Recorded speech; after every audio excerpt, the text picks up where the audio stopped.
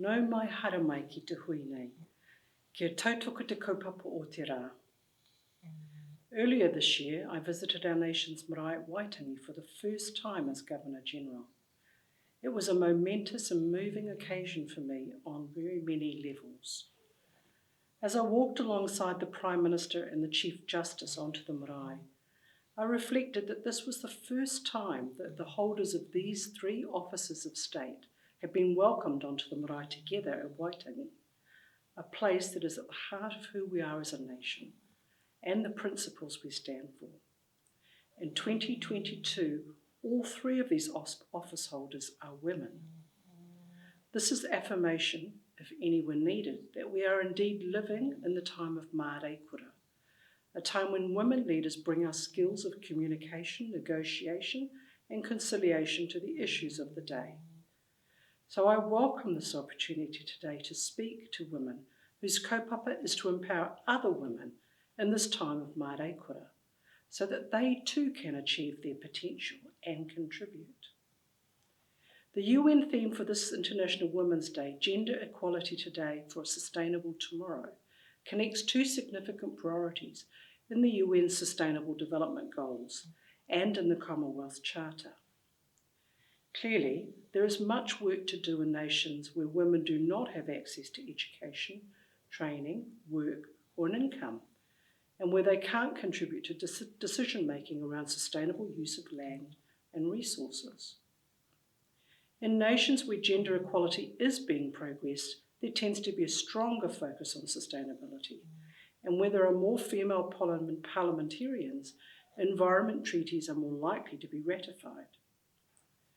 The women and men who made New Zealand the first nation in the world to give women the right to vote would be proud to see the strong female representation in our parliament today.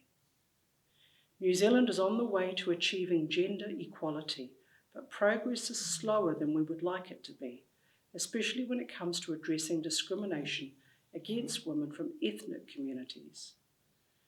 We still have progress to make on pay equity and female representation on boards. We all yearn to see a sharp decline in the statistics around domestic violence. And I'd like to think that one day soon, female leadership will no longer be noteworthy. Do women bring particular qualities to leadership? In the 1990s, researchers concluded that women have a greater tendency to be pro-social, altruistic, and empathetic. We could argue about whether those qualities are innate or socialised, but they could explain why women have taken a leading role in promoting environmental causes and sustainability, both here and internationally. If I were to ask you to name the global activists in this sphere, I'm sure Greta Thunberg, Jane Goodall would spring to mind alongside Sir David Attenborough. While it's wonderful that women have taken the opportunity to lead the charge on sustainability, effective and lasting change requires the commitment of every part of our society. Fortunately, a generational change is afoot. Amongst millennials and Generation Z, sustainability is not so now much regarded as being women's work. The momentum is building, with our business sector understanding that there is no economy without an environment to sustain it, with communities banding together to restore habitats, and with our young people pressing for urgent change. During my term as Governor-General, I will promote kaitiakitanga of our whenua, our awa and moana. I will promote science and evidence-based research that enables us to better understand our world and the impact of our actions. The chances for getting broad societal change are so much better when there is a consensus across sectors. That is why I will call to support the Aotearoa Circle that brings together senior leaders in science and academia, business, government agencies, iwi Māori, NGOs and local government to address fundamental sustainability, focusing on energy, water, biodiversity, management of fish stocks, soil, oil production and distribution, transport, as well as funding streams for sustainable initiatives.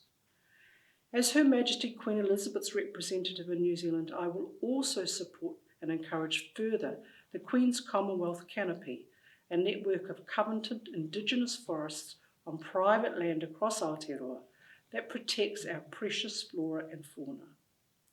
In this Platinum Jubilee year of Her Majesty's reign, as we enter our third year of a pandemic, we do well to be inspired by Queen Elizabeth's constancy, her fortitude and service over 70 years. I can personally attest to Her Majesty's ability at the age of 95 to adapt to changing times, in my case with her traditional audience with an incoming Governor-General, which had to be by Zoom.